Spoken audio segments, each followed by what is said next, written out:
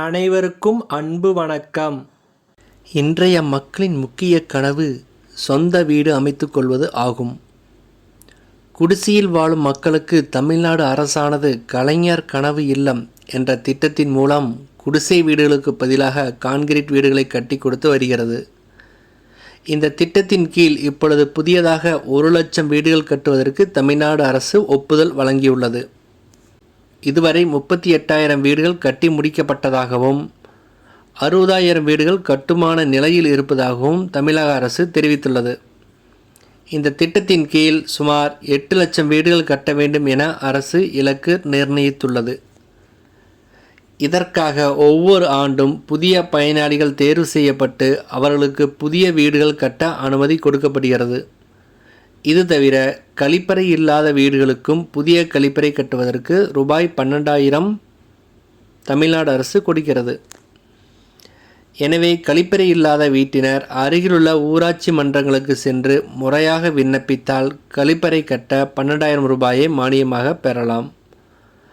அடுத்து கலைஞர் கனவு இல்ல திட்டத்திற்கு எப்படி விண்ணப்பிப்பது மற்றும் அதற்கான தகுதிகள் என்னென்ன என்பதை தெரிந்து கொள்ள நம்ம சேனலை சப்ஸ்கிரைப் செய்துவிட்டு வீடியோவை முழுமையாக பாருங்கள். கலைஞர் கனவு இல்ல வீட்டுக்கான விதிமுறைகள் மற்றும் தகுதிகள். குடிசை வீட்டில் வசிப்பவர்களுக்கு முன்னுரிமை கொடுக்கப்படும். அடுத்து குடிசை அமைந்துள்ள இடத்திற்கான உரிமை ஆவணம் உள்ள குடும்பங்கள் மட்டுமே இந்த திட்டத்தின் கீழ் பயன்பெற முடியும். தற்பொழுது குடிசை அமைந்துள்ள இடத்தின் பட்டா உரிமையாளரின் பெயரில் இருக்க வேண்டும். வீடு இல்லாமல் வீட்டு மனை மட்டும் வைத்திருப்பவர்களும் பரம்பரையாக குடிசை வீட்டில் இருப்பவர்களும் இந்த திட்டத்தின் மூலம் வீடு கட்டலாம். அரசு புறம்போக்கு நிலங்களில் இருப்பவர்களுக்கு இந்த திட்டத்தின் கீழ் வீடுகள் வழங்கப்படாது. பட்டா இல்லாத குடும்பங்களுக்கு இலவச வீட்டுமனை பட்டா வழங்கப்பட்ட பின்னரே அடுத்தடுத்து வரும் ஆண்டுகளில் வீடு வழங்கப்படும். ஓலையால் வேயப்பட்ட அனைத்து குடிசைகளுக்கும் முன்னுரிமை அடிப்படையில் வீடுகள் வழங்கப்படும். அனைத்து குடிசைகளுக்கும் வீடுகள் வழங்கப்பட்ட பின்னர் தார்பாலின் ஷீட், ஆஸ்பெட்டாஸ் ஓடு, தகர ஓடு ஆகியவற்றை கொண்டு மேற்கூரை அமைக்கப்பட்டுள்ள வீடுகளுக்கு இந்த திட்டத்தின் கீழ் வீடுகள் வழங்கப்படும்.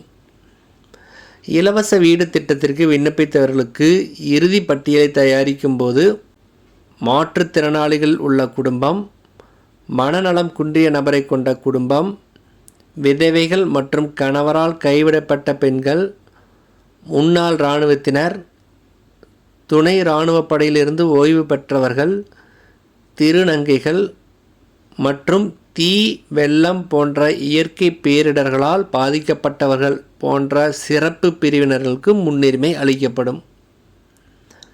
சொந்த வீடு இருப்பவர்கள், அரசு ஊழியர்கள், ஓய்வு பெற்ற அரசு ஊழியர்கள், சட்டமன்ற நாடாளுமன்ற உறுப்பினர்கள் இவர்களுக்கு இந்த திட்டத்தின் கீழ் வீடுகள் ஒதுக்கப்படாது.